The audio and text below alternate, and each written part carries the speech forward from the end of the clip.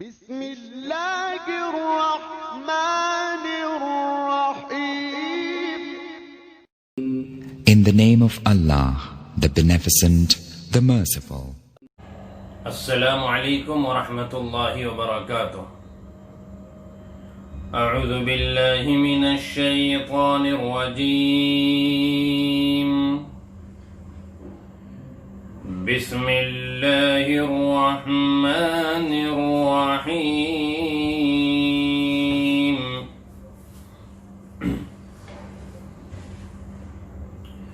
ورد الله الذين كفروا بغيظهم لم ينالوا خيرا وكفى الله المؤمنين القتال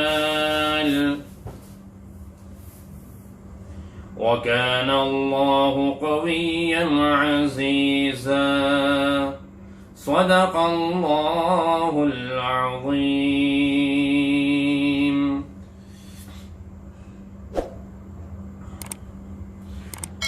یہ سورہ احزاب کی آیت نمبر 25 تلاوت کی گئی ہے.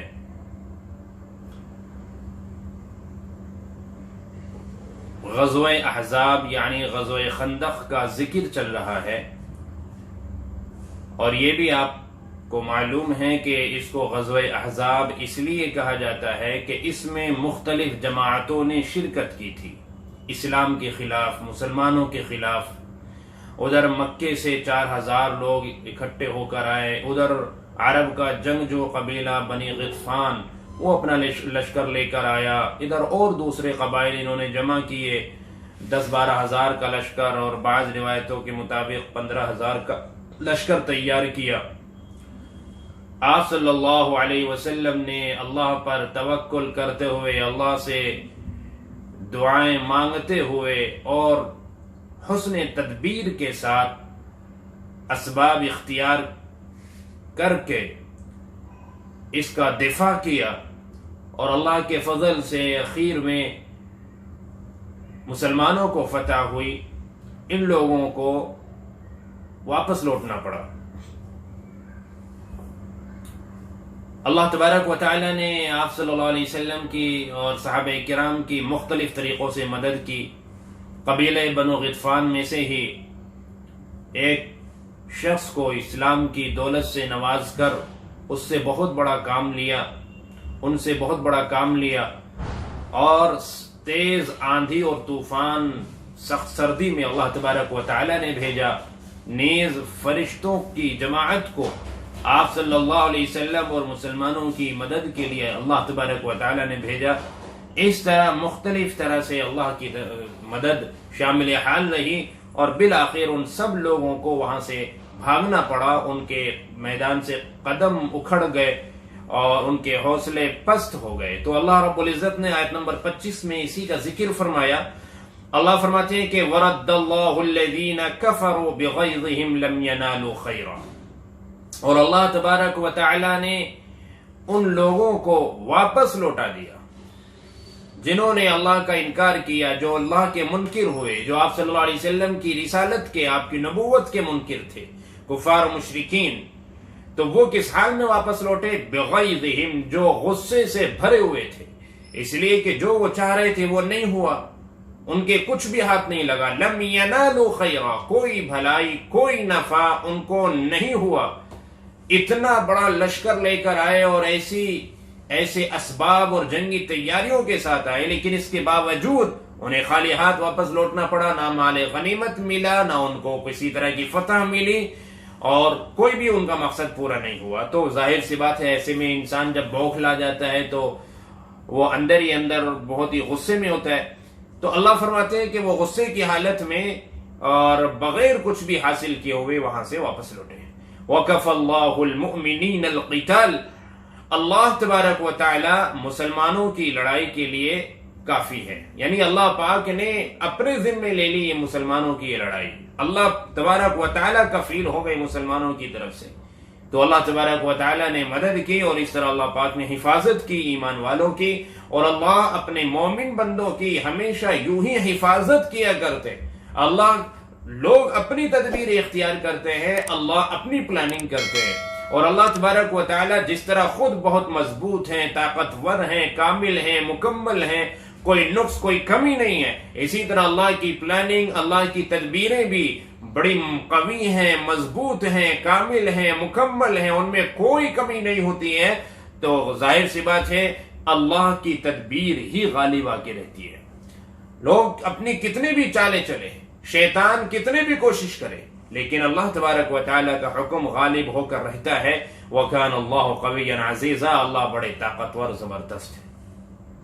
تو بہرحال جب وہ لوگ چلے گئے تو ادھر آپ صلی اللہ علیہ وسلم کو، صحابہ کرام کو اطمینان ہوا، اپنے اپنے گھروں پر پہنچے۔ صحابہ کرام اپنے گھر گئے، آپ صلی اللہ علیہ وسلم حضرت عائشہ رضی اللہ عنہا کے مکان میں تھے اور اپنے ہتھیار اتار چکے تھے، اپنا چہرہ دھو رہے تھے، بلکہ روایتوں میں آتا ہے کہ حضرت عائشہ آپ صلی اللہ علیہ وسلم کا سر دھو رہی تھی، اور بعض روایتوں میں ہے کہ آپ صلی اللہ علیہ وسلم حضرت عائشہ رضی اللہ عنہا کے یہاں نہیں بلکہ حضرت زینب بنت جحش رضی اللہ عنہا کے مکان پر تھے۔ بہرحال حضرت عائشہ رضی اللہ عنہا آپ صلی اللہ علیہ وسلم کا سر مبارک دھو رہی تھی کہ باہر سے آواز آئی، اور آواز بڑے عجیب طریقے سے آئی، جس میں یہ کہا جا رہا تھا کہ آخر کیا وجہ ہے کہ تم نے اتنی جلدی اپنے ہتھیار اتار دیے؟ اب ظاہر سی بات ہے ایک بڑی جنگ لڑکے واپس آ رہے ہیں اور بہت ہی ایک گھبراہٹ اور ٹینشن سے نکل کر کچھ آرام اور سکون کا لمحہ ملا ہے۔ اب ایسے میں باہر سے ایک ایسی آواز کا آنا تو چونکا دینے کے لیے کافی ہے۔ آپ صلی اللہ علیہ وسلم چونک گئے کہ یہ کیا، کہ باہر سے آواز آ رہی ہے کہ بھئی آخر اتنی جلدی تم نے ہتھیار کیوں اتار دیے؟ چنانچہ آپ صلی اللہ علیہ وسلم باہر تشریف لائے اور جو صاحب آواز لگا رہے تھے ان سے بات کرنے لگے۔ حضرت عائشہ فرماتی ہے کہ دروازے کے سوراخوں سے میں نے بھی جھانک کر دیکھا تو مجھے دحیہ کلبی رضی اللہ عنہ نظر آئے۔ چنانچہ انہوں نے آپ صلی اللہ علیہ وسلم سے کہا کہ آپ نے اتنی جلدی ہتھیار اتار دیے جبکہ فرشتوں نے تو ابھی تک ہتھیار نہیں اتارے، اور فرشتے ان کو بہت دور تک بھگا کر آئے ہیں۔ جب وہ لوگ بھاگ رہے تھے وہاں سے میدان چھوڑ کر، مکے والے اور دوسرے لوگ، تو بہت دور تک حمراء الاسد بہت دور تک ان کا پیچھا کر کے آئے ہیں اور ہم وہیں سے آ رہے ہیں۔ چنانچہ اللہ کا حکم یہ ہے کہ تم ابھی اپنے ہتھیار نہ اتارو، بلکہ بنو قریظہ جو مدینے کے مشرقی جانب اونچائی پر رہتے ہیں اور جن کا بڑا مضبوط قلعہ ہے، انہوں نے آپ سے عہد شکنی کی، آپ سے ایگریمنٹ ہونے کے باوجود انہوں نے اس کو توڑا اور ان لوگوں کی باتوں میں آ کر ان کا ساتھ دینے کے لیے تیار ہوئے تھے۔ انہوں نے جو وعدہ خلافی کی، انہوں نے جو عہد شکنی کی، یہ ان کا پہلا معاملہ نہیں ہے، بارہا یہ ایسا کر چکے ہیں۔ تو اب اللہ تبارک و تعالیٰ کا حکم ہے کہ آپ ہتھیار نہ اتاریں، بلکہ آپ صحابہ کرام کو لے کر بنو قریظہ کے محلے میں پہنچیں، اور ہم وہیں جا رہے ہیں۔ چنانچہ آپ صلی اللہ علیہ وسلم گھر کے اندر تشریف لائے۔ حضرت عائشہ نے کہا یا رسول اللہ صلی اللہ علیہ وسلم، یہ دحیہ کلبی آئے تھے، یہ آپ سے کیا کہہ رہے تھے؟ تو آپ نے فرمایا کہ تم نے دیکھا تھا انہیں؟ کہ ہاں دحیہ کلبی تھے۔ آپ نے فرمایا کہ وہ دحیہ کلبی نہیں تھے، وہ جبرائیل علیہ السلام تھے جو حضرت دحیہ کلبی کی صورت میں تھے، ان کی شکل میں تھے، اور حضرت جبرائیل علیہ السلام کہہ گئے ہیں کہ ابھی ہتھیار نہیں اتارنے، اللہ کا حکم ہوا ہے کہ ابھی ان کو سبق سکھانا ہے جنہوں نے عین موقع پر ساتھ چھوڑا، اپنے ایگریمنٹ توڑا، وعدہ خلافی کی اور غیروں کا ساتھ دینے کے لیے تیار ہوئے، ان کے ساتھ مل گئے، تو ان کو سبق سکھانا ہے۔ تو جبرائیل علیہ السلام نے کہا میں بھی فرشتوں کو لے کر ابھی وہیں جا رہا ہوں۔ فرشتوں نے ابھی تک ہتھیار نہیں اتارے۔ جبرائیل علیہ السلام نے بتایا تقریباً 40 دن سے انہوں نے ہتھیار نہیں اتارے، وہ اسی حال میں ہے۔ تو چنانچہ اب ہم بھی واپس ہتھیار اپنے اٹھا کر زیرہ پہن کر اور ہم جا رہے ہیں بنو قریظہ کے یہاں۔ چنانچہ آپ صلی اللہ علیہ وسلم وہاں سے باہر آئے اور ایک صحابی کو اعلان کرنے کے لیے بھیج دیا مدینے میں کہ سب کے سب بنو قریظہ محلے میں پہنچیں، اور عصر سب کے لیے ضروری ہے کہ عصر وہاں پڑھے جا کر۔ یہ ظہر کے وقت آپ صلی اللہ علیہ وسلم نے اعلان لگوایا کہ بھئی عصر سب کو وہاں پڑھنی ہے۔ چنانچہ صحابہ کرام نے جب یہ اعلان سنا، حالانکہ صحابہ کرام بڑے تھکے ہوئے تھے اور کافی دنوں کی جد و جہد اور بہت ہی محنت کے بعد ابھی تھوڑا سا سکون ہی ملا تھا کہ فوراً جیسے یہ آواز کانوں سے ٹکرائی تو پھر کھڑے ہو گئے. یعنی ہماری طرح نہیں ہے کہ کاہلی سستی اور آرام کرنے لگیں اور کوئی توجہ نہ دیں. نہیں، جب جیسے ہی آپ صلی اللہ علیہ وسلم کا حکم نامہ سنا تو فوراً وہ سب کے سب تیار ہو گئے. اب یہ صحابہ ان سے یہ کہا گیا کہ بھئی عصر بنو قریظہ کے محلے میں پڑھنی ہے. تو یہاں صحابہ کرام نے اس کے دو مطلب سمجھے. بعض صحابہ نے سمجھا کہ راستے میں چاہے عصر کا ٹائم ہو جائے پھر بھی ہمیں عصر نہیں پڑھنی ہے بلکہ وہاں جا کر ہی پڑھنی ہے. بعض نے یہ سمجھا کہ آپ صلی اللہ علیہ وسلم کے کہنے کا مقصد یہ ہے کہ جلدی کریں اور عصر کے وقت تک وہاں پہنچ جائیں، یعنی عصر کی نماز قضا نہ ہونے پائے کہ اس سے پہلے وہاں پہنچ جائے. تو یہاں جلدی کرنا مقصد ہے، یہ مقصد نہیں ہے کہ نماز کا ٹائم راستے میں بھی ہو جائے تو پڑھنی نہیں ہے. تو کچھ نے یہ سمجھا، کچھ نے یہ سمجھا. جس نے جو سمجھا اس نے اس کے مطابق عمل کیا.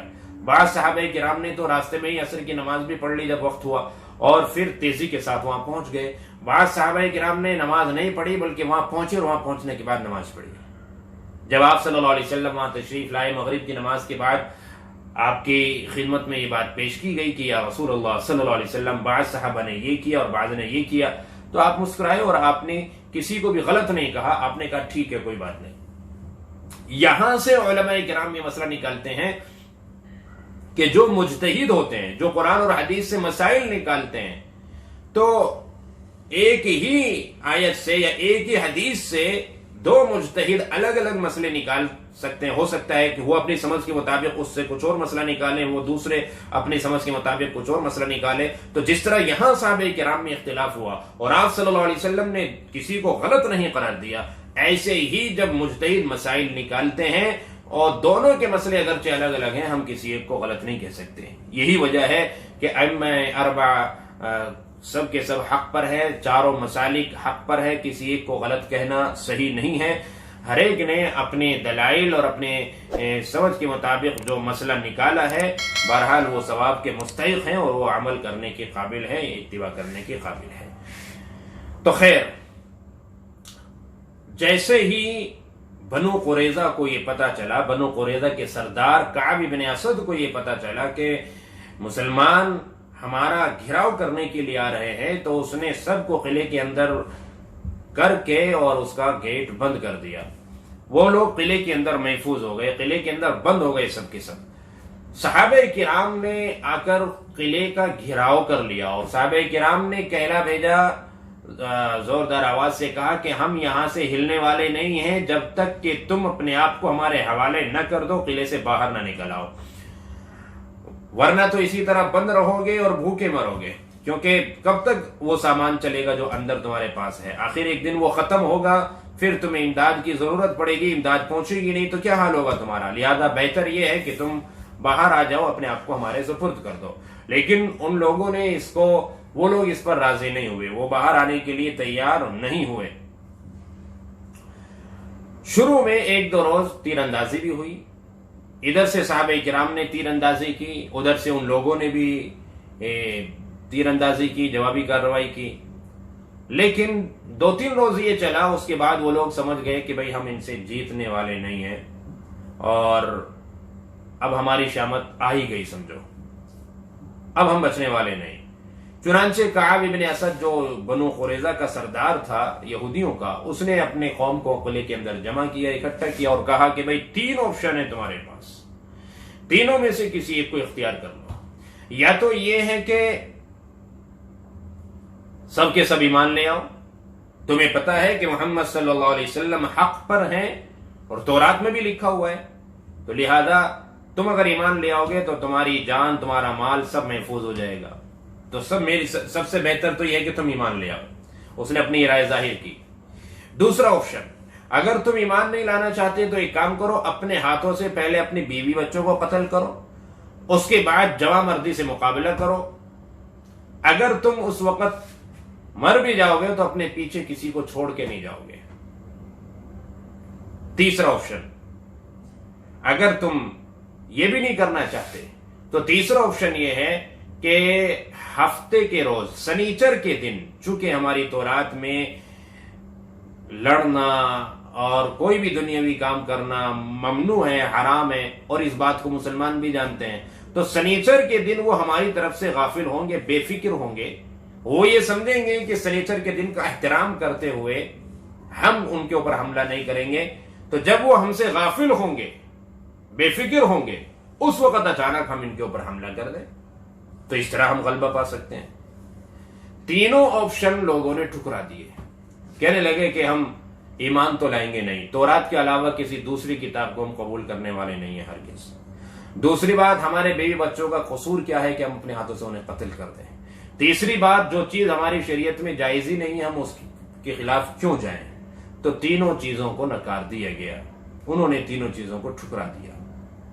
بہرحال آپ صلی اللہ علیہ وسلم نے بھی ان کو کہلا بھیجا کہ تم سب کے سب باہر آ جاؤ، اسی کے اندر تمہاری عافیت ہے. لیکن وہ اس پر راضی نہیں ہو رہے تھے. تو انہوں نے ایک بات کہی کہ اچھا ایسا ہے کہ آپ ہمارے پاس ابو لبابہ کو بھیج دو. ابو لبابہ قبیلہ اوس میں سے ہے. قبیلہ اوس انصاری صحابہ کا بڑا پرانا مدینہ منورہ کا قبیلہ، جانا پہچانا قبیلہ ہے. قبیلہ اوس سے بنو قریظہ کے اچھے تعلقات رہے تھے، تو اس لیے انہوں نے یہ سمجھا کہ اس میں جو ابو لبابہ ہے ان سے ہم کچھ بات چیت کریں. تو جب انہوں نے یہ درخواست کی کہ ابو لبابہ کو ہمارے پاس بھیج دیں آپ بات چیت کرنے کے لیے، تاکہ ہم بیچ کو کوئی اور حل نکال سکیں ان سے بات کر کے، تو آپ ان کو ہمارے پاس بھیج دیں. چنانچہ آپ صلی اللہ علیہ وسلم نے ان کی بات منظور فرما لی، اور حضرت ابو لبابہ رضی اللہ عنہ کو ان کے پاس بھیج دیا. حضرت ابو لبابہ رضی اللہ عنہ سے ان کی کیا گفتگو ہوئی، یا حضرت ابو لبابہ نے ان سے کیا کہا، آگے کا جو واقعہ ہے تھوڑا سا طویل ہے، تو انشاءاللہ اس پر مزید گفتگو کل آئندہ ہوگی. اللہ تبارک و تعالی ہمیں عبرت حاصل کرنے کی توفیق